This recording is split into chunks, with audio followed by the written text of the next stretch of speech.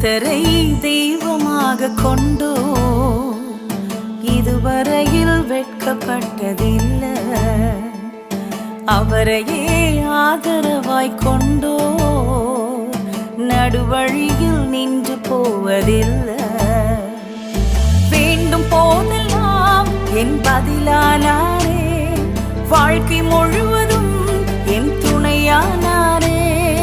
ஜெபிக்கும் போதெல்லாம் என் பதிலானாரே, வாழ்க்கை முழுவதும் என் துணையானாரே. ஆராதிப்போமே அவரை.